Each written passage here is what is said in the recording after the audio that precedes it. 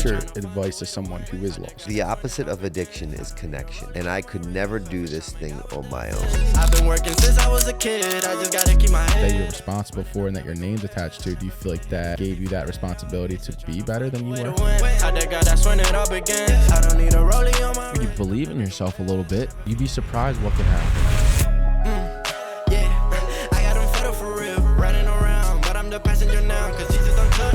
All right, ladies and gentlemen, our next guest is a registered dietitian that wants to make your meals fun, unique, and most importantly, delicious. Ladies and gentlemen, Carly Foglia. Hello. What's up, Carly? How are you? I'm good. Thanks for coming on. I appreciate you coming on. I've been wanting to have you on for a while. I love everything that you're doing when it comes to your meal prep, your business. So I want to learn more about it, and also your story as well. We've talked a little bit off camera, but I love your story and everything that it represents, and it kind of hits home for me a little bit. So we've been wanting to have you on, and I appreciate you coming out. Of course. But for the people listening, so who are you? What do you do? What are you passionate about? So I am a registered dietitian. I got started in nutrition because of my weight loss journey. I grew up, I was super obese when I was a child. By the time I was in high school, I was about 410 pounds. Wow. So that was when I was a junior. Then I started really trying to diet. I went through every sort of fad diet I could. Really developed a terrible relationship with food. And then I found a good trainer when I was probably at that point, my second year of college. I found a really good trainer, and he went to Westchester. Okay. And at that point I had lost 100-ish pounds.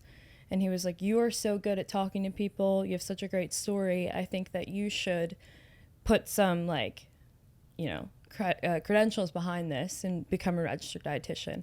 And I was like, "No, that's crazy, whatever. And then I enrolled in Westchester. So then I went to Westchester for my undergrad. I did my master's there and did my dietetic internship there. So while I was in my dietetic internship, it's basically like a year of unpaid work. It's like a 9 to 5. Which is crazy to me, but continue. Yeah. Actually, we have to pay for it. Yeah. So it's like another year of school. But yeah, it's fine. It's no fine. comment. Yeah, it's fine. But while I was in that, I was looking for different ways to make money.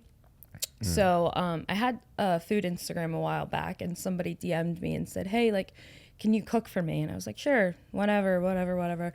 And she was like, "No, can I give you $100 and can you make a set amount of meals for me?" So I did that. She posted it to her Instagram. And then the next week, I should say, I got 2 more clients. And that sort of snowballed into what it is now. So now I do this full time. I work out of a commercial kitchen up in Westchester. So that's trying awesome. to keep growing it. What's your business called? It's called Prep by Carly. Prep by Carly, right? Yeah. And you're on Instagram, right? Yep. Is that how you do your orders and all? Yep. Okay. So yes, like I said, I've been checking out your Instagram, and the food looks phenomenal. And one of my questions is, how do you decide what's on the menu? How do you decide what you want to make and ultimately decide what you want to sell? Yeah, so I really base all of my meals around protein. I start with that and then work in sides. When I started losing weight and really trying to eat healthier, I cooked for myself. My family was not supportive, but they didn't want to do this journey with me. So I had to get creative, and I was never a person that could eat, chicken and rice and broccoli. I still wanted to enjoy my food. Well, you never, I'm sure you had a negative connotation on it, I'm guessing. Yeah. So when did this journey start? Because you kind of just you kind of slipped in there. You lost 100 pounds. This is that's insane. When did you believe it officially started? Probably my junior year of high school. I went to Weight Watchers, and that's really where it started. And then I really yo-yo dieted. It went up and down. And then when I met that trainer, he really taught me how to sort of count macros and not really focus on the number, but focus on adding healthier items to your diet rather than taking away. Because the more you add, just say you add 2 vegetables to your dinner, then you're increasing the volume of food you're eating. So you're not going to have as much, let's just say, carbohydrate. Adding protein. So more so just taking the negative words out of things. So that was really helpful. Yeah, that's huge. Actually, like I said, it makes a lot of sense. Because people's relationship with food varies, you know. And I think I use this, probably the quickest I've ever dropped this quote on one of my podcasts, but my grandma always says, when you change the way you look at things, the things you look at change. And it's all about perspective. And I feel like if you change the perspective on something like food, you know, like you just said, instead of thinking about what you need to add, also just think about more so what you need to subtract. And that naturally adds the other things. So how did you like take that step into like learning about the macros? Because I know like it's like a lot. It sounds tedious and it's like a daunting task almost. I feel like for people to like get into that.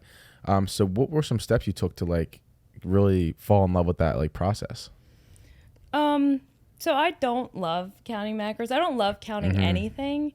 I think of the food itself, Right. and like how that helps and like what nutrients are in certain food items, rather than this meal has, 40 grams of protein, so I have to eat all of this and I can't go over, I can't go under, because that's when it starts to get a little bit toxic. Right.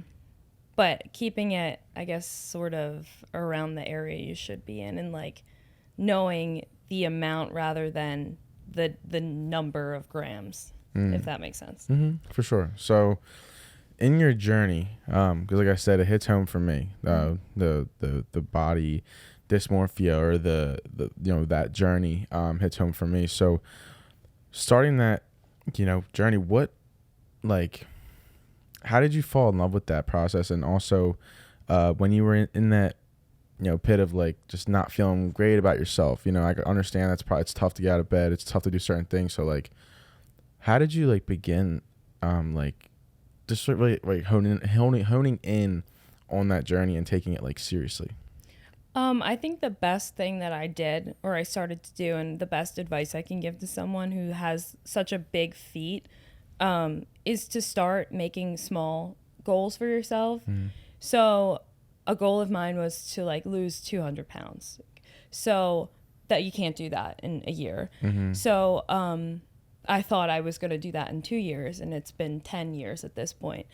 So I started saying, okay, well, this week I'm going to have like a gallon of water every day. And that's very attainable, and it's a very small goal. So almost set goals that that you can make, because the like serotonin boost you get from completing something and reaching a goal is what will drive you to achieve the bigger goals, and those little goals will add up to the bigger goals. Right. Yeah. They call it it's the compound effect. It's the little things adding up into a bigger thing. So when you were a junior in high school and you were overweight and you felt the way you felt about yourself, what kind of thoughts are going through your mind, and how did you calm that down? A part of me always sort of knew that I could do it. And I think that I just had to get out of like the routine that I was in. Like I always sort of knew like, okay, I can do this. And there was never a doubt in my mind that I could do it, but it was starting. And like, that was the hardest part, was starting and going to like that first meeting. So yeah. And it was, completely on your own, right? Like, I mean, you had your trainer, but it all started with you, correct? Yeah. So, I started Weight Watchers. I actually went with my dad. And he took me, and he had this amazing coach there who is like I'm still keep in touch with. And she was just super on him and like getting him on track. So then she got on me, and she really helped me out too. She was the one that gave me like the first push. And I think that going into the meetings and getting my weight from someone else and like having the accountability of another person there was the best thing for me, because still today I can't keep myself accountable. I always have to have someone that I have to answer to keep me going. Right. I think it's important too. Is like so it's nothing like your journey, but I did dry January, and one of the For you. I know it's not, it wasn't easy, but one of the easiest, what made it easy is that me, my roommate, and a few of my boys did it together, and we held each other accountable, and we still did the same things we do now. Like we went out, we had like after parties, we went to my DJ gigs, and not one drink, not one shot. And because we held each other accountable, when people were like, you guys really aren't drinking, you guys really aren't like, you guys really aren't taking shots or nothing, and we're like, no. And we had each other, so we didn't feel like the peer pressure of like, nah, I've won. Yeah. We mess with each other a lot, but it was good. And it's like having someone to hold you accountable, I think is huge too. And like someone who is starting a journey, like that's a very important slept on aspect, I feel like, is the having someone else hold you accountable, because we feel like we need to hold all these things in and hold, do all these things ourselves. But it's important to have someone else too. So getting into the business side of it, like I said, it's grown a lot. It's from what I've like noticed on your social media. Like you've done a very good job. And what do you think, like how, like, because I feel like people have businesses and side businesses, but what do you think is the most important contributing factor to Prep by Carly's success right now? Oh gosh, I really don't know. Like, I think that I'm a very lucky person to have had the people in my life that have come through, but I do think that a big reason why I guess I can be so relatable is because of like how I started.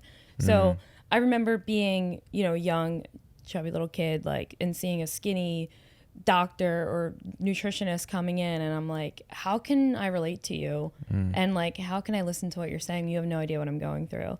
So that's sort of what I put out there first. My story is what I put out there first. So the business came after. And I think being so vulnerable online at first, and then having this business come after, like, organically made people sort of not I don't want to say relate to me, but like be drawn towards I think one of the most important aspects of building something or anything is the relatability aspect of it, because you are like, not disrespectful, but you're a normal person, right? You're like, you didn't come from anything crazy or great. You just built something yourself, and you have a journey, and you have a story that's attached to it. And I noticed, like I said, on your social media, you get so much support, and that only comes from, I feel like, who you are as a person, and selling that as the forefront, but so now you're working out. So you work out of your house or kitchen? What do you work out of? So I work out of a big sort of commissary kitchen in Westchester. It's called the Artisan Exchange, and they have a bunch of small businesses inside of it, like food service businesses inside of it. And so I work out of there. And yeah. That's cool. So what do you enjoy? So you clearly found a passion for food and cooking. So how does someone go from having a really bad relationship with food to now having a food business? How's that happening? Yeah, I think my bad relationship with food was because I loved it so much. So finding the right things to love and the self-control is where my issue was, rather than like the relationship with food. It was a relationship with self-control. Interesting. Yeah. Okay. And so now how did you take those steps to, instead of falling in love with fries, you fell in love with broccoli? Like, how do you take those like little steps to change that part of yourself? I think don't deprive yourself. Like, I will still eat my fries, trust me. Like, and again, like the negative connotations with food. So like, I always say, like, fries, margaritas, all the stuff that I love, I still enjoy, but I don't have them breakfast, lunch, and dinner every single day. I have broccoli, let's just say breakfast, lunch, and dinner every single day. That's like dramatic, but like finding balance in the right time, right place, instead of saying I can never have that. Right. That's how I was when I first started losing weight. And that was the slippery slope I fell down. And when I really went to Westchester and started learning exactly what nutrients were in broccoli, let's just say, and how they helped your body. And like getting rid of like the, I guess, food fears of like, oh, if I have this slice of pizza, I'm going to gain 15 pounds. It's actually impossible. Do you think that it sounds like, did it come from curiosity? Like, did your like, cause you kind of like said it yourself, like you were trying this food. You're like, oh, then what's in this or what's in that? Like, do you think a lot of it stemmed from curiosity? Yeah, I think that the nutrition as a whole should be taught at a young age to everyone. Everyone eats. I agree. You know? So I remember being in Hallahan in high school, and they had like a typing class. And I'm like, it's 2013. Why do we have a typing class? Yeah, wait. Like, I don't want to air my dad out real quick. No, please go ahead. But he failed typing in high school. He went to judge and he failed typing. It's like he's like a project manager at through like a hospital, and he literally types like this. Like he failed typing it. Sorry, Dad, if you are watching this, but it was one of like the most fun. It was one of the funniest jokes. Like it was like a running joke in our family that he just failed typing, like he was awful at school. But terrible. So, I really want to dive into this subject. Do you think that your love for food, because we all find comfort in certain things, do you think that your love for food came from something deeper within yourself that you may not have loved about yourself, or because like I said before, a lot of people who have those relationships with food that are toxic, it stems from them looking for comfort through something bad in their life. Do you think that you had that? Oh, for sure. Yeah. And it wasn't just sadness or comfort. It was every feeling. There was food, like a reward, a comfort, anything was, I turned to food. So throughout my journey, looking for other things to turn to has been helpful. But yeah, definitely found comfort in food, and like came home from lunch and like would eat a whole freaking bag of like Anytizer nuggets, you know? So like, yeah, I think that I found comfort. Did you feel like you couldn't stop eating? Yeah, definitely had a binge eating problem. I could put down like 3,000 calories at one point. Wow. Yeah. Wow. Yeah.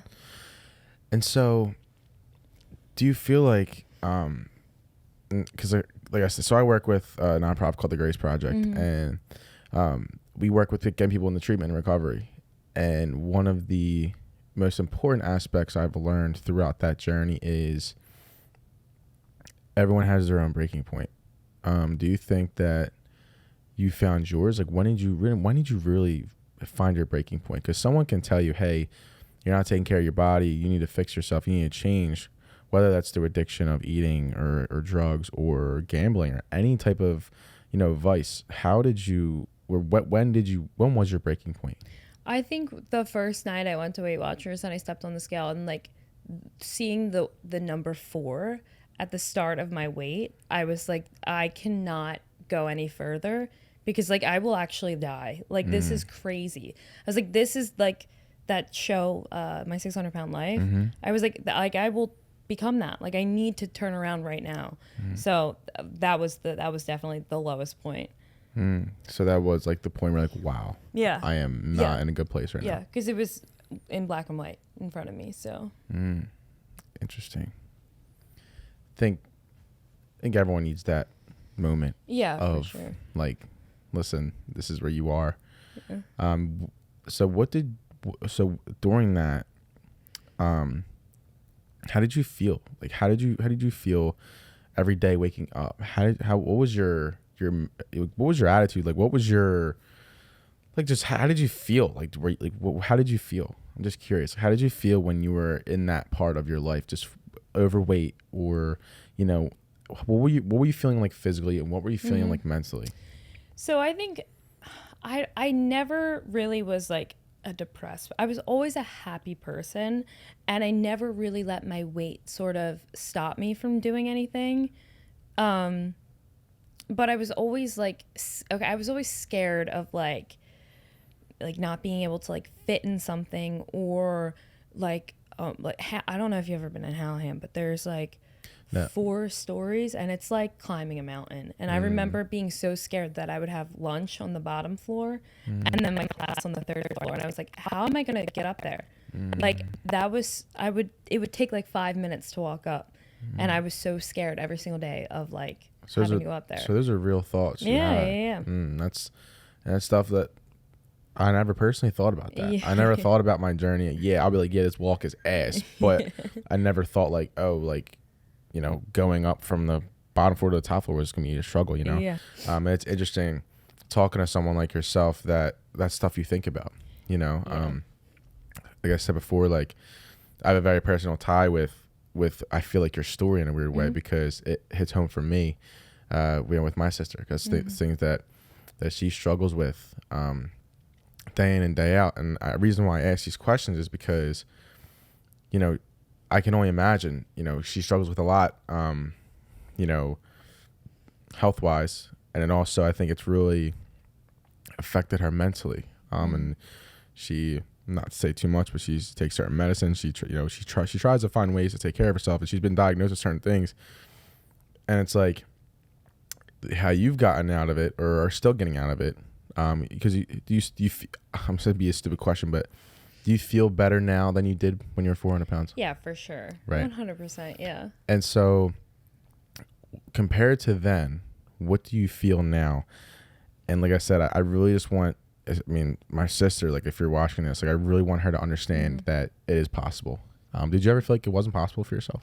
Yeah, absolutely. There was definitely like, because when you lose weight, a significant amount of weight, like you don't lose it and it's not like a decline. I've lost 200 pounds. I've gained some back. I've lost some. I've gained some. And I think that's for with anybody, you're going to be different weights at all points of your life, especially women. Like we're different weights at every point of the month at this point. Like, so I think that really focusing on health rather than the number on the scale is the biggest thing, because you can be 400 pounds and you can be healthy and you can be fine. Like that is possible. But the minute your mental health and your physical health starts to decline, that's when you really need to focus on losing weight. Interesting. Most, if not all people I feel like are tied to the results rather than the journey of it. And I think that it's super important, and you're kind of like a living embodiment of it, is being attached to the journey. You know, you started off losing weight and now you have a business around that, you know, and it's interesting. And I think that a lot of people can learn from that. And so what did you start to notice as you began to take your health more seriously and as you started to see the results? What did you notice about yourself physically and mentally? I think physically just being lighter, you know, I feel so much lighter. And then mentally, exercise has been so incredible for my mental health. Again, I was never, thank God, truly like on a mental decline. So I really think like I've never really been that depressed. And I say this all the time, like I could have been depressed. I don't think I've ever had depression. I think people have depression and it's a serious like disease or for disease, them. for sure. But I don't think I've ever had it. But I've been depressed for several periods of time. Yeah, like the feeling of it. Yeah. And that's actually something that I began to also implement in my own life and instill in myself as like a way of thinking, is like you're never always try to think of it as you feel depressed instead of being like you are. Because you're setting like an absolute, and and when you're setting an absolute, you're putting yourself in a box, you're putting yourself in a bubble, and it's like if you feel depressed, you realize, okay, it's just a feeling, and it's fleeting. It's not always going to be that way. Because I try to think about that for myself, you know, with anything in life. If something goes wrong or something doesn't go the way I want it to, I would lose things, or I would be late to something, and I'm like, all right, I understand that, or like I'll have a series of losses, just like things not going well in my life, but the most important thing for me that I began to implement is like, I understand that this is a period of time where I am not doing well in something, but it'll change. But the next day, the next week, you get better. You find solutions. You adapt. You never want to get yourself too stuck in something or too stuck in the result, like the numbers, right? Because that's where you don't find the growth and where you don't enjoy the journey of it. So when you were in this weight loss journey and you found yourself first, right? When did it really begin as a business, like, happen? When did that really start to happen? When I made enough money that I could sort of stop working and make this an actual business. Originally I was doing it just to make quick money on the side. And then I really wanted to do counseling, which I still do. I wanted to do counseling and maybe offer the meals to my clients as like an add-on. But over the past, I would say, year and a half, it has blown up into something that I'm like slowly trying to contain. So what's the team look like? What's the process look like? And you also mentioned that you counsel as well. So I want you to dive into that after. Yeah, so right now I have 2 people working with me in the kitchen and I have about 6 drivers. No shit. Yeah, so that's been helpful because before I would drive around for like 12 hours a day just delivering the food it's crazy to even say drivers because I know a lot of businesses that do pick up only, and that's huge. Yeah.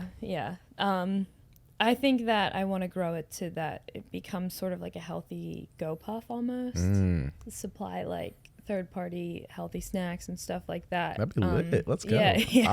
I'd be down. That'd be sweet. Yeah, but definitely staying away from like a brick and mortar type store because I feel like we've evolved from that almost. It saves you a lot of money. I think COVID changed literally everything about what we know about businesses, whether that's like running with the headquarters or from home. And I think you've shown that you can run a business from home. But what's your favorite part about like the business that you've created? What's your favorite aspect of it? I love meeting the people and the people that I would have never met if I haven't started this. And like, I don't know, like a few weeks ago, I did an event at a gym and this girl came up to me. She was like, "Oh my God, I'm so-and-so, like I've been ordering food from you. It was like so nice to meet you." And I'm like, "Oh my gosh, like that's so cool to just be out and somebody come up to me because they like recognize me and they recognize like my food or whatever." And just like, that's cool that like people know who I am. Your work is your work's paying off. And I think those, when you get into how long have you been doing it for? About a year and a half. Year and a half, okay. Do you ever find like you had like a lull? I mean, we're like, like the summer usually, and like right after Thanksgiving, it kind of dies out. But it's been so far. I want to say reason why I asked that is because you kind of said that even with your weight loss journey, it's not this, it's this, right? Yeah. So I think a moment I have for me that I speak about all the time, and she's watching this, shout out to you, but there was a time where I was like, I'm on episode 84 now. Episode 84. And this is probably around like, I think 30 or something like that. It's like around 30 something. And this woman told my mom, like, because I was like, you film every week and you're like, like you don't really see the results as much. Like, yeah, you do, but like, you don't know every single person that watches. You don't every single person that shares it or talks about it. But this woman told my mom she lost her son to an overdose around Christmas time a few years ago.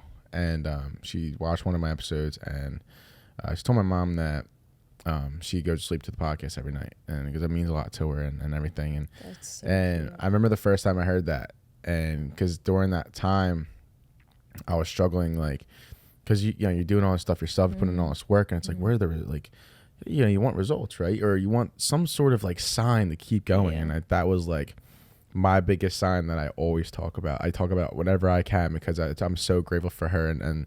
and what she said about the podcast, that there's something that started from nothing, and it's like, and it's what you done. Like you started something from nothing, and it started from your story, and I think that's super important. And to see people as it actually resonate with it, and like it means something to them, it makes it that much more.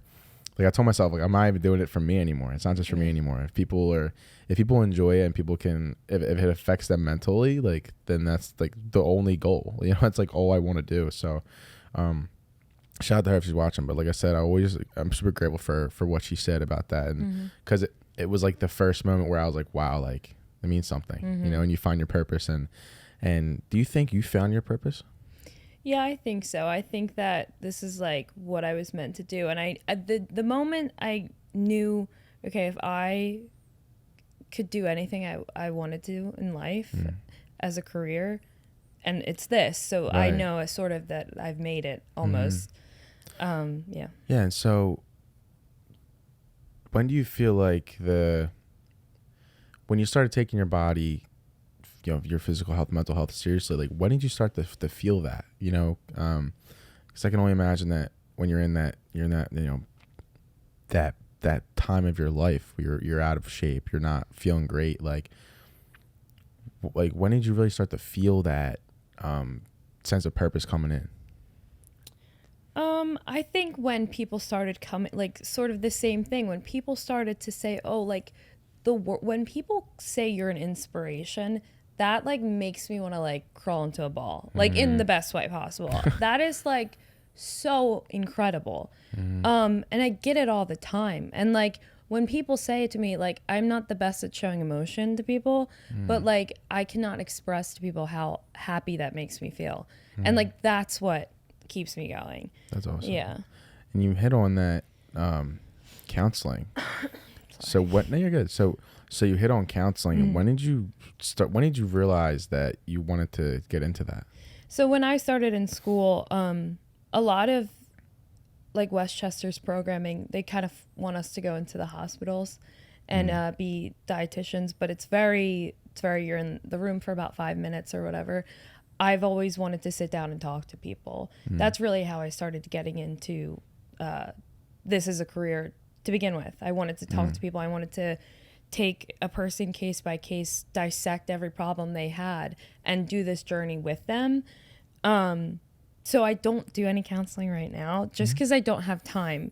My goal is to hopefully get enough people underneath of me that the business can sustain itself. Right. You can do both. And then I can do this on like both at the same time. But that's going to be a big feat in itself. So. But you could do it if you can, you know, if you can achieve the body goals that you want and that you have, like you can do that too. What made you get into that though? Like why help people? Why counsel people? Why? Because like there's always the saying that you need to fill your own cup before you fill anyone else's. So why help people? I think I've always enjoyed seeing people succeed, I guess, which I guess everybody should. You'd be surprised not everyone I know. not everyone thinks that way. But just like being somebody else's cheerleader, I just always love to do that. And I've had so many people do that for me. And just like to help somebody face problems, and like it's almost like a puzzle to like figure out, oh, this isn't working, let's see what we can do together. And like doing it side by side them. But yeah, to like really help somebody face their problems and like figure out a different way to go about things. It's really cool. That's very like noble and honorable of you, like to want to do that, and I feel like everyone should want to do that. You know what I mean? With the counseling, so what is your goal with that? Obviously, you're gonna build it up, take time, and once the business side of Prep by Carly start picking up and can sustain itself. So, what's your goal? I don't really know yet. I guess I always wanted to do sort of private practice counseling on my own. I would love to, you know, have sort of a team of dietitians with me, maybe a team of like dietitians and, you know, trainers and all like the gamut of people that can help. Because, you know, this sort of industry and this like journey or whatever, there's a lot of people that can help other than like a dietitian like myself. Right. Yeah. You've done a lot of speaking engagements, correct? I've seen you've done a few. Yeah, a few. Yeah. Yeah. What are those experiences like? They're great. Like, and it's fine because I'm sort of just replaying my story over and over again. But I'm not a good public speaker, so. Dude, you're doing great on this pod. What? Like, Yeah. It's your first pod? I did one a few years ago with 2 friends of mine, so it was very laid back. But yeah, this has been fun. You're doing killing it. Yeah. So, your family. How important of a role do they have in this journey that is Carly Foglia and everything that you're doing? How important of a role do they have? Very. So like I said, my dad took me to my first Weight Watchers class or whatever meeting, I should say. But unfortunately, about 4 or 5 years after that, he passed away. Thank you. Ultimately, he passed away from like complications with diabetes because he was also super overweight. So I think that he was sort of the biggest inspiration for me to lose weight. It was like, especially, it was when he passed away, I was like really like, okay, I need to get my act together. So yeah, and my mom has been super helpful. My sister has also been super helpful. When I was really starting to pick up business, she had just moved to New Jersey, and I was cooking in my South Philly kitchen, which is like the size of this couch. And when she moved to Jersey, I was like, hi, can I like come cook in your kitchen? So I was there for like a year, and she wanted me dead the way I destroyed her kitchen. But now I'm all out, so she's fine. But yeah, they've both been so super helpful. It's great. Yeah, like my mom running meals around the city and shit like that. She's a real one. Great. Yeah. Shout out to you, Mom. So, your dad passed away. When was this? So he passed away in 2014. So about 8 years ago. Okay. 9 years ago. And it was from complications of diabetes, correct? So, how is that? Yeah, you kind of just, like I said, you just kind of like glanced over that. Yeah. That's a lot. So what was that grieving process like in the beginning? It was definitely unexpected, and I think that in the beginning it was so great because my dad was such like a larger than life person. Like everybody loved him. If you ask anyone who's ever met him, he's like, he's the best guy ever. So funny, so loud. Like just everyone's like idol. So when he first passed away, me, my sister, and my mom didn't worry about anything. Like there was always people over the house. It was almost like we didn't have time to really grieve. Right. And I just remember being at the funeral, and like one of my cousins walked up to us, like standing in line. I was like, how much longer do we have to stand here? But that was so amazing. And even when he passed away, like there was about 30 people in the room with us. Like it was crazy. Wow. And like just, it was almost, to me, it was more sad to see like my one friend walk up, and I was like, oh my God, like he was so close to her. And like my aunt came up to me and started like, that was my best friend. And I was like, wow, all these people lost this big person in their life. And then I'm like, nah, that was my dad though. Yeah, like right, these are fine. Like that was my dad. Right.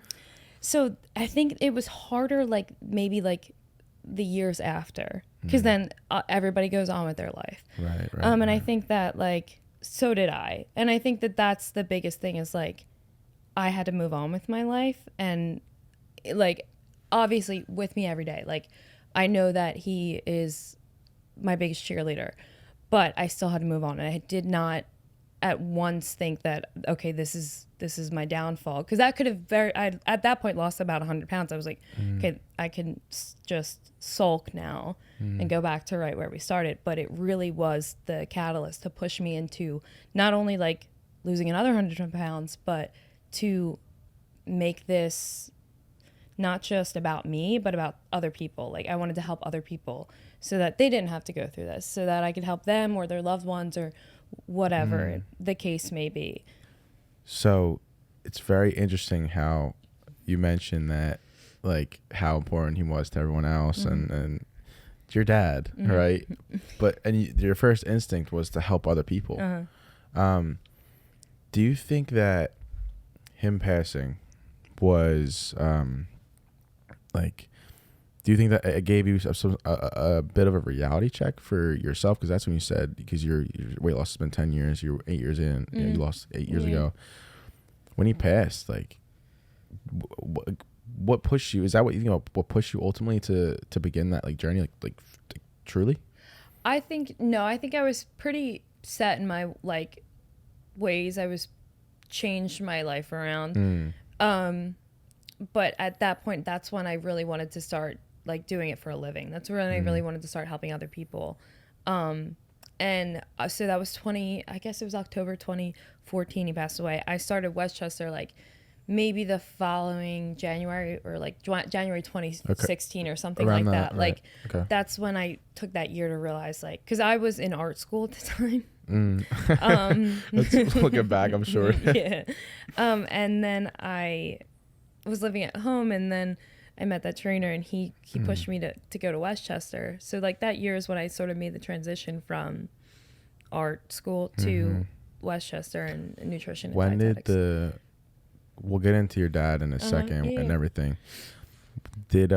When did it really hit you? Like when did it, because you mentioned how, because in the beginning, it like, in the beginning, there's a lot of people around you, so you don't really have time to think about it and process. But when did it begin to settle in that my dad's not here anymore? When did that really begin to settle in? Yeah, I think it was sort of when life started to just go back to normal. He passed away in October, so we had the holidays really to right around the holidays, kind of like, you know, comfort us. Like honestly, you would think it'd be sad, but it was for the best, because that we were still surrounded by family at that point. It was maybe like when, you know, January rolls around and like you're really back to normal. It was just like a weird feeling. Yeah, I think so I lost my pop probably back in November, I believe. It's like around that time. And we have, for my dad's side, we have like our Christmas party every year. And our family we don't have the biggest family, but we have a family, you know, we have a few younger cousins, and you know, whatever. My dad just took 2 brothers, and like, so it's kind of branches in from that. First year we didn't have them, and it was a lot for my mom. I know that for sure. And it was interesting because usually, you know, holiday parties on that side of the family are pretty like chill, relaxed. You know, you eat, hang out, nothing too crazy. But this year, my Uncle Tim, he set up like a game for us. We all played, and I took a minute to like really take it in. And because our family laughed more than we ever did. Yeah. Our family, you know, we just were together more than we ever been. Yeah. And yeah, I think we all did it for Pop, you know, and like I said, super like crazy to think about, because they might be gone, but the memories and everything that they represent are still there. Yeah. And it kind of brings your family together. Yeah. You know, so with your dad, do you think that it's a public safety alert? Water department. The water. The tap water. Yeah, we'll go over that in a second. But do you think that like him passing brought your family closer together? I think so, especially around that time. My dad was an only child, and his parents were were older, so he really clung to my mom's family. My mom has a big family. Okay. So yeah, I believe that after that we sort of got closer, especially around like that holiday season. Okay. And so what did your dad instill in you? I think that's where I got the drive to help other people. He was, I don't want to say like a big shot, but he acted like it, and then didn't have enough money. Like he would pay for dinner, and then we would like be struggling on the side, but he always wanted to help other people. So I think that's where I get that instinct from. He also, I just like, to this day, people still say how like legendary he was. Like that guy was a legend. So that's something that I think like I really am like honored to be Luca's kid, you know what I'm saying? Like, and I'm always just Luca's kid, you know what I mean? So I think you've evolved into more yeah, of that. But maybe you got a little piece of his his bigger than life aspect. What did you love the most about? What do you still love the most about your dad? I think that his personality was the best. And just the way he treated other people was great. I love that. And the way people viewed him, like, I always think that that's so important, how other people view you. Like, growing up, people always say, don't worry about what other people think of you. But honestly, that is the biggest thing in life. Perception is everything. And perception is everything. And yeah, we always say, I think we say that as like a security blanket, but at the same time, there's truth to it. Because at the end of the day, if you care about what everyone thinks, like, you may not have started your cooking business. I may not have started a podcast. I might, it's like, yes, to a degree, yes, but you also have to respect other people's opinions, because that is ultimately how the world perceives you, right? It's like your reputation and how you treat people and what you do and everything like that. But it's interesting that you say that. But so how's your mom and your sister like recovered? Like how did they handle the process? I think that we all sort of had the same outlook, that it was like we kind of couldn't sulk. And I think that, like, definitely in the beginning leaned on each other. But my mom's out. She works 2 jobs. She's super independent. And same thing with my sister. My sister is super independent. And we definitely get that from my mom. I think that she really can do anything on her own. And me and my sister are that way. And I think especially, like, there was like some financial issues after he passed away. So I think that made her instill that in us even more, like, regardless of what happens, if you like get married, if you don't, like, you need to support yourself. And like, if you have to be the breadwinner, you have to be the breadwinner, but like, don't rely on like your partner's money, I guess. So how are you honoring your dad today? I think, well, he was also an entrepreneur. He had a cigar store. Of course you did. Yeah, your dad's like the Don at this point. Yeah, like, right. He had a cigar store, and he always wanted to be the boss, I guess. So like, it's kind of cool that I am. Yeah.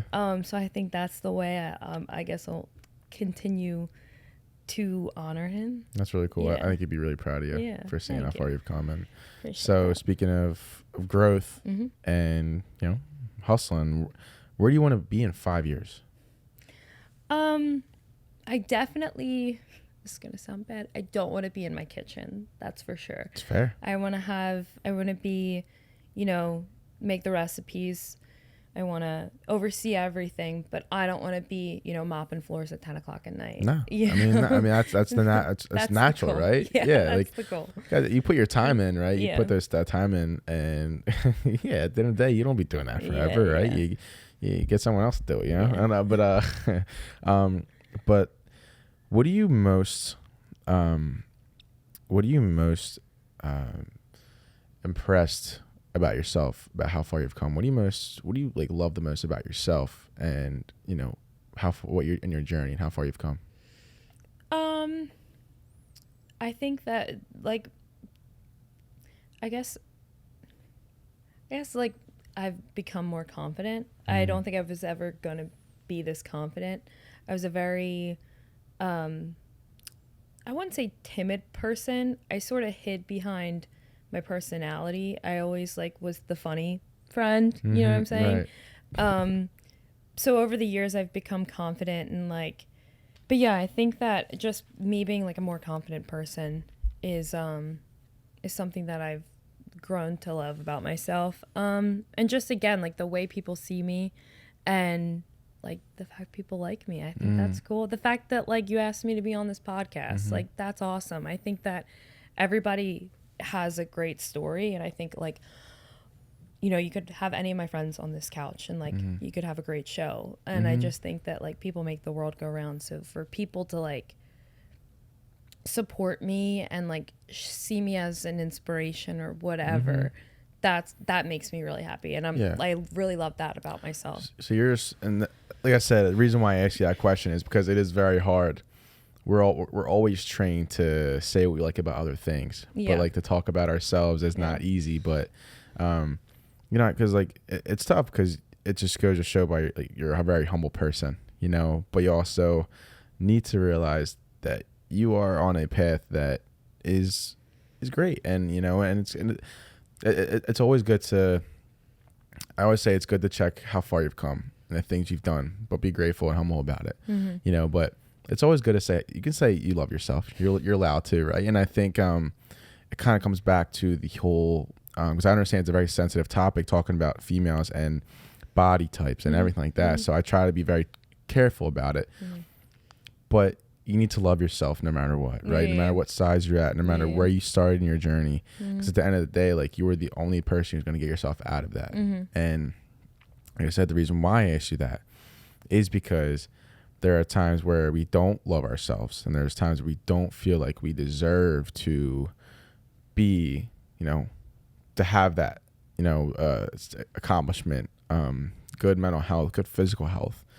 And you've overcame that, through what you're passionate about and through, being curious about certain things. You having a bad relationship with food, now it's turned into a very good relationship for food and a good business relationship for food.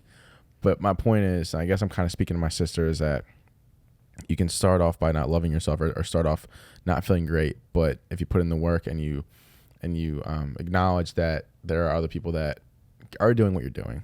And I think you mentioned all your friends you could have a great time, but I wanted to have you on because of what you've accomplished and the fact that people do love you, and you've done it the right way, and you've done it in a way that's genuine, and it's also true to yourself, and learning about your dad and the kind of person he was. It all kind of makes sense, So I think you can, people say like you're an inspiration. It's true. It's because you've told your story. I think that's the most remarkable part. It's not the accolades of your business or the accolades of speaking at schools. It's the fact that you are able to tell your story and be vocal about it, because a lot of times people are not. They're afraid to. Yeah. People are afraid to talk about these certain things or talk about what they went through, because it's not. Everyone wants to share their highlights, on all the good things in their life through social media, but like to share that you're be open about it. It shows another person that shit. If Carly can do it, then so can I. Yeah.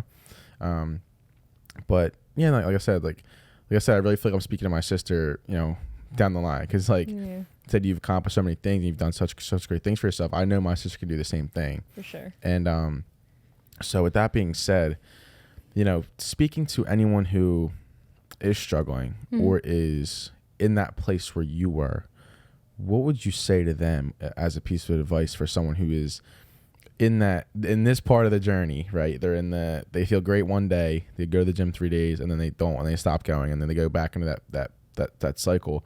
What would you say to someone who's lost, or say to someone who's grieving? And we'll chop it up in different sections, but what would you say to somebody right now who is struggling with their body, with loving themselves, and it doesn't feel, they have no idea what they're doing with their life?